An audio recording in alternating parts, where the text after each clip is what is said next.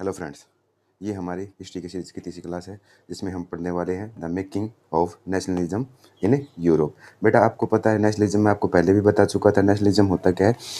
इसमें नेशनलिज्म के दौरान क्या किया जाता है बेटा, ये एक फोर्स होता है और ये किसी भी जो राष्ट्र है जो टुकड़ों में बिखरा पड़ा है ओके उसमें को राष्ट्र को किस में कन्वर्ट कर देते हैं, एक नेशन स्टेट में कन्वर्ट कर देते हैं। बेटा अब ये आपको बताया कि 1750 से पहले जो यूरोप था वो किस स्थिति में था। ठीक है, इसके बारे में हम बात करने वाले हैं। चलो आगे बढ़ते हैं। A continent before nation, करें कि mapping the fragmented landscape of the 1750s। करें कि अगर आप 1750 के पहले की बात करो, जैसे राष्ट्र आज आप देखते हो पहले ऐसे राष्ट्र मौजूद नहीं होते थे। पहले जो राष्ट्र थे वो किस रूप में थे, करें the absence of nation state. करें कि राष्ट्र किस रूप में था, the mid 18th century Europe there were no nation state. करें कि जो आज यूरोप में आप नेशन देखते हो पहले ये नेशन नहीं होते थे और जितने भी आज नेशन थे तो ये 1750 सेंचुरी से पहले टुकड़ों में बटे हुए थे। ठीक है, बात करते हैं as we understand them today, जैसा कि आज हम जानते हैं ऐसा कोई भी नेशन मौजूद नहीं था। The map was defined by dynastic territory. करें कि मैप पे क्या था, उस समय के यूरोप के मैप पे डायनेस्टिक टेरिटरी थी rather than the national boundaries. उस समय पे कोई राष्ट्र नहीं था जैसा आप राष्ट्र देखते हो। जैसा कि आज आपको जर्मनी देखने को मिलता है, ये जर्मनी किस में डिवाइडेड था, इनटू द 100 स्मॉल किंगडम्स और डचीज। बेटा ये वो यूनिट है जैसे हमारे फिलहाल इंडिया में क्या बोला जाता है स्टेट को, जैसे जो टुकड़े हैं जो यूनिट है जो मिलकर इंडिया को बनाते हैं उनको क्या बोला जाता है, स्टेट बोला जाता है। तो उनको डचीज भी बोला जाता है। ठीक है, आज भी यूरोप में इटली किससे मिलकर बना होता था बेटा, सर्वल स्टेट और डचीज से बना होता था। और स्विट्जरलैंड किसका कलेक्शन था, कैंटोन्स का कलेक्शन था। मान लो ये एरिया है बेटा, ठीक है, ये उस समय पे क्या था बेटा, ऐसे डचीज में कैंटोन्स में क्या था, डिवाइडेड था, जिस पे कोई नेशन स्टेट न होके अलग अलग प्रकार के जो किंग थे उनका क्या होता था, अधिपत्य होता था। ये उसका क्या रहता था, ये सारा का सारा उसका एटोनमस टेरिटरी रहता था। आगे बढ़ते हैं बेटा।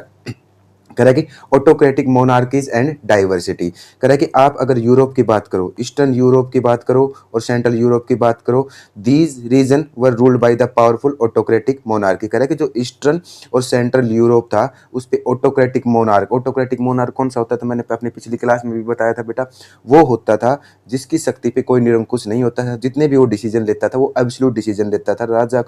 राजा जितने भी डिसीजन होते थे वो जनता के बारे में सोचे बगैर ही लिए जाते थे। ऐसे डिसीजन को आप ऑटोक्रेटिक या एब्सोल्यूट डिसीजन बोलोगे। ऑटोक्रेटिक का हिंदी में अर्थ होता है निरंकुश शासक। ठीक है, unlike modern nation the population did not share collective identity. कह रहा है कि आज जैसे आज राष्ट्र के बीच में क्या मिलेगी, आज राष्ट्र के लोगों के बीच एक सामूहिक पहचान मिलेगी। ठीक है, जैसे कि वो या तो फ्रांस के हैं बेटा या जर्मनी के हैं, क्योंकि उनके बीच सामूहिक पहचान क्या है, या तो वो फ्रांस के हैं या वो जर्मनी के हैं। कह रहा है कि पहले जो स्टेट होते थे, पहले जो ऑटोनोमस टेरिटरी होती थी, उस समय जो लोग थे उनके बीच में किसी भी प्रकार की कोई भी कलेक्टिव आइडेंटिटी यानी कि सामूहिक पहचान नहीं थी। ठीक है, कह रहा है कि उनके बीच में किसकी कमी थी बेटा, यूनिटी की कमी थी। और यूनिटी की कमी होने का मेन कारण क्या था, क्योंकि वो डिफरेंट टाइप की लैंग्वेज बोलते थे और बिलोंग करते थे सभी एथनिक ग्रुप, अलग अलग एथनिक ग्रुप थे। उनका कल्चर अलग था, उनके लैंग्वेज अलग थी। मेनली जो उनका रिलीजन है, रिलीजन में को फॉलो करने की जो प्रैक्टिस थी वो भी क्या होती थी, एरिया वाइज चेंज होती रहती थी। इसलिए उनमें कलेक्टिव आइडेंटिटी की क्या थी, कमी थी। एक बार फिर पढ़ देता हूँ बेटा, देखो एक बार फिर पढ़ता हूँ। इसमें लिखा हुआ है people living within these empire often spoke different language। ठीक है, languages belong to various ethnic group। ठीक है बेटा, ये कह रहा है कि ये बता रहा है लोगों के बारे में कि उनकी जो लैंग्वेजेस थी और उनकी जो आइडेंटिटी एथनिक आइडेंटिटी थी वो क्या थी, अलग अलग थी। चलो आगे बढ़ते हैं बेटा। यहाँ पे एक केस स्टडी दी गई है आपको, एक केस स्टडी दी गई है।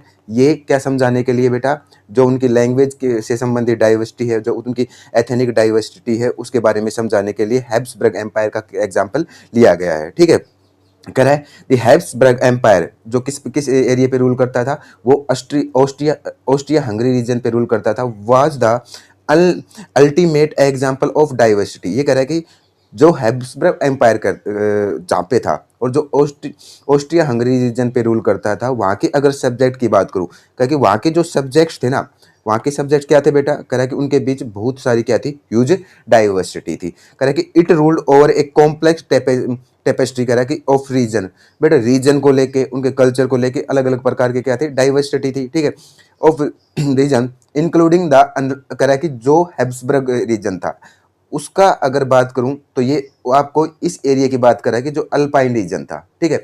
अल्पाइन रीजन वो रीजन होता है बेटा जब आप हाई एल्टीट्यूड पे जाओगे तो वेजिटेशन का कवर है वो कम होता चला जाएगा और कोल्ड का एरिया यानी कि जो टेम्परेचर वो गिरता चला जाएगा, और इस रीजन में आपको अल्पाइन नामक वो क्या पाएंगे, वेजिटेशन मिलेंगे। इसलिए इस रीजन को क्या बोल दिया जाता है, अल्पाइन क्या बोल दिया जाता है, अल्पाइन रीजन बोल दिया जाता है। तो ये हैब्सबर्ग के अल्पाइन रीजन की ये बात कर रहा है कि इसमें क्या क्या शामिल था बेटा, इसमें टायरल शामिल था, ऑस्ट्रिया शामिल था, साथ में सुडेटलैंड शामिल था और भूमिया शामिल था। कह रहे कि ये सारे के सारे लोग क्या बोलते थे बेटा, ये सारे के सारे एक जो यहाँ के जो प्रीडोमिनेंट क्लास थी, ठीक है, जो डोमिनेंट क्लास जो डोमिनेट करती थी पूरे इस रीजन को, वो बोलती थी कौन सी भाषा बोलते थे बेटा, वो जर्मन भाषा बोलते थे। अब ये बात कर रहा है बेटा, अब ये बात कर रहा है कौन से रीजन की बेटा, इटालियन स्पीकिंग रीजन की बात कर रहा है, इटालियन स्पीकिंग रीजन की बात कर रहा है, जिसमें कौन शामिल था, लोम्बार्डी शामिल था, वेनेशिया शामिल था। कह रहा है कि ये कौन सी लैंग्वेज बोलते थे बेटा, ये इटालियन लैंग्वेज बोलते थे। एक बार देख लेते हैं बेटा मैप पे, ये वेनेशिया है, ठीक है, और यहाँ पे आपको लोम्बार्डी मिलेगा। कह रहे कि ये जो रीजन था ना, ये रीजन कौन सी लैंग्वेज बोलता था बेटा, इटालियन लैंग्वेज बोलता था। और जो ये रीजन था मैं आपको बता चुका हूँ, ये कौन सा बोलता था, जर्मन। जैसे यहाँ पे ऑस्ट्रिया दिखेगा आपको, बोहेमिया दिखेगा, ये सारा का सारा रीजन कौन सी भाषा बोलता था, जर्मन भाषा बोलता था। अब आगे बढ़ते हैं, कह रहे जो हंगरी का रीजन था, कह रहे half of the population spoke Magyar language, और बाकी जो लैंग्वेज जो 50% और बच गए वो बोलते थे बेटा अलग अलग प्रकार के डायलेक्ट बोलते थे। करेक्ट, देखो बेटा ये सारा क्या है, हंगरी का रीजन है। यहाँ पे कौन सी बेटा, यहाँ पे बोली जाती थी वो लैंग्वेज कौन थी मगयार थी, 50% बोलते थे मगयार, ठीक है। बाकी जो 50% बच गए वो बोलते थे अदर डायलेक्ट की। कह रहे कि जो ग्लेशियर रीजन है, ठीक है, ग्लेशियर रीजन कौन सा रीजन है बेटा, यहाँ पे आपको ग्लेशियर दिखाई देगा। जो पोलैंड से जो लगता रीजन है ना, उसको क्या बोला जाता है बेटा, ग्लेशियर रीजन बोला जाता है, ठीक है। कह रहे कि जो ग्लेशियर रीजन के लोग थे वो कौन सी भाषा बोलते थे, जो डोमिनेंट क्लास थी वो पोलिश लैंग्वेज बोलती थी। और बेटा आगे कह रहा है बेटा, अगर आप बात करो, अगर मैं एक बार दोबारा से इनकी जो लैंग्वेज डाइवर्सिटी उसके बारे में फिर से बता देता हूँ। कह रहा है कि ये रीजन था, ये रीजन कौन सी बोलता था, जर्मन। ये जो इटली का रीजन था ये इटालियन लैंग्वेज बोलता था। और जो ग्लेशियर रीजन था जो पोलैंड से लगता था, ये कौन सी लैंग्वेज बोलता था, पोलिश लैंग्वेज बोलता था। और जो ये हंगरी का रीजन था ये कौन सी लैंग्वेज बोलता था बेटा, ये मगियर और अदर डायलेक्ट बोलते थे, ठीक है बेटा। आगे बढ़ते हैं, कह रहा है कि जो एथेनिक, अब सोसाइटी कह रहा है कि इन डोमिनेंट क्लास, ये जो डोमिनेंट क्लास थी ना, इस डोमिनेंट क्लास के अलावा इस रीजन में जो हंगरी और ऑस्ट्रिया का रीजन था, जो हैब्सबर्ग एम्पायर था, उसमें क्या रहते थे बेटा, पीजेंट क्लास भी रहती थी। और उस पीजेंट क्लास में भी क्या थी बेटा, डाइवर्सिटी थी, बोमियंस थे, स्लोवाक थे, स्लोवेन्स थे, ठीक है। आगे मैंने बेटा क्या लगा रखा है, जो एनसीईआरटी का जो प्रिंट है वो लगा रखा है, वो मैं आपको अच्छे से पढ़ के सुना दूंगा। तो कह रहा है कि बेटा जो ये फ्रेगमेंटेड सोसाइटी थी, किस आधार पे फ्रेगमेंटेड थी बेटा, ये लैंग्वेज के आधार पे फ्रेगमेंटेड थी, ये एथनिसिटी के आधार पे क्या थी, फ्रेगमेंटेड थी, यानी कि जो इनकी आइडेंटिटी थी वो क्या थी, अलग अलग थी। तो कह रहा है कि बेटा इतनी आइडेंटिटी होने के बाद तो इनके बीच में इजी बात नहीं है कि आप इनको एक पॉलिटिकल यूनिट में क्या कर सको, बांध सको, ठीक है। तो बेटा इनको एक पॉलिटिकल यूनिट में बांधने के लिए किसका डेवलपमेंट होता है, नेशनलिज्म आता है। और बेटा जो अलग अलग भाषा बोलने वाले लोग हैं इनको अलग राष्ट्र में क्या कर देते हैं, कर देता है, संगठित कर देता है, ठीक है बेटा। ये फिर से मैंने मैप लगाया है, ठीक है, किसका है, ये हैब्सबर्ग एम्पायर का मैप है, आप इसको देख सकते हो, ठीक है। आगे बढ़ते हैं बेटा, क्योंकि इतनी ज़्यादा डाइवर्सिटी होने के बाद भी कि आपको लैंग्वेज के आधार पे डाइवर्सिटी मिलेगी, एथनिसिटी के आधार पे आपको डाइवर्सिटी मिलेगी, तो ऐसी कौन सी चीज़ थी जो ये अलग अलग डाइवर्सिटी को लोगों को बांधे रखती थी, वो था एलिगेंस टू द एम्पीरियर, यानी कि जो राजा था उसके प्रति निष्ठा होती थी, वो राजा के प्रति निष्ठा रखते थे, ना कि उनको अपने राष्ट्र से कोई लेना देना था, ठीक है, ना कि उनके बीच में कोई फ्रेटर्निटी की भावना था, बल्कि बस केवल वो अपने किंग के प्रति क्या रखते थे, एलियंस रखते थे। The only tie binding this diverse और often competing group of together was the common allegiance to emperor, ठीक है। उनके बीच में कोई भी नेशनहुड की भावना, कोई भी लॉयल्टी की भावना टू क्राउन, ऐसा कुछ भी नहीं था। और लोगों के बीच में आपको फ्रेटर्निटी की भावना भी नहीं दिखाई देगी, ठीक है। कुछ डेट्स दी गई हैं बेटा जो आपके एनसीईआरटी में भी दी गई, एक बार बता देता हूं मैं आपको। 1797 में क्या किया था बेटा, नेपोलियन ने आक्रमण किया था किसके ऊपर बेटा, इटली के ऊपर, ठीक है। 1815 में आपको पता है वोटरलू का वॉर हुआ था, जिसमें नेपोलियन को क्या कर दिया गया था, हरा दिया गया था। और एक वियना की ट्रीटी हुई थी, जिसमें वियना की ट्रीटी से क्या कर दिया गया था, जो नेपोलियन के द्वारा जो चेंज किए गए थे उनको क्या कर दिया गया था, अंडू कर दिया गया था। 1821 में the Greek war of independence क्या होता है, स्टार्ट होता है। और 1848 स्टेट में बेटा क्या होता है, जो आज आप फ्रांस देखते हो, डेमोक्रेटिक और रिपब्लिक जो फ्रांस है, वो उसका जो फॉर्मेशन है वो कंप्लीट होता है। ठीक है बेटा, ये फिर से डेट दी गई आपको अच्छे से। कह रहा है कि ग्रीक वॉर ऑफ इंडिपेंडेंस 1821 में स्टार्ट होता है, इटली का यूनिफिकेशन 1859 में स्टार्ट होता है जो 1817 में पूरा होता है, जर्मनी का यूनिफिकेशन 1866 में स्टार्ट होता है जो 1871 में क्या हो जाता है, पूरा हो जाता है। जो स्लाव नेशन है वो बेटा 1905 में बन के क्या होता है, तैयार होता है। ठीक है बेटा, ये मैंने प्रिंट लगाया हुआ है। If you look at the map of the mid 18th century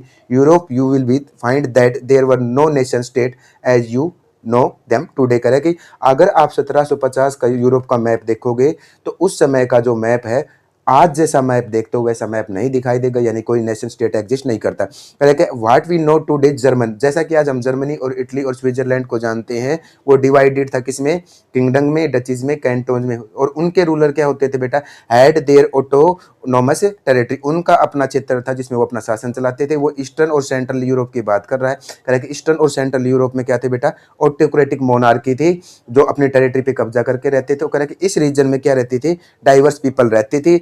they did not see themselves sharing collective identity, कह रहे उनके बीच में कोई भी कलेक्टिव या कॉमन कल्चर नहीं था। सभी अलग अलग प्रकार के क्या बोलते थे, लैंग्वेज बोलते थे। सभी अलग अलग एथनिक ग्रुप से संबंधित रखते थे। हैब्सबर्ग एम्पायर का इसने जिक्र किया है। ये सारा का सारा मैंने आपको बता दिया है बेटा, एक बार आप इसको रीड करेंगे, देन उसके बाद कोई डाउट आता है तो आप मेरे को बताएंगे। आज अपनी क्लास को हम यहीं पे समाप्त करते हैं बेटा। जो आने वाली नेक्स्ट क्लास रहेगी वो क्या रहेगी बेटा, the autocracy and the new middle class, class 4 रहने वाली है और नेक्स्ट टॉपिक है। आज के लिए बाय बाय। लाइक शेयर और कमेंट जरूर करें।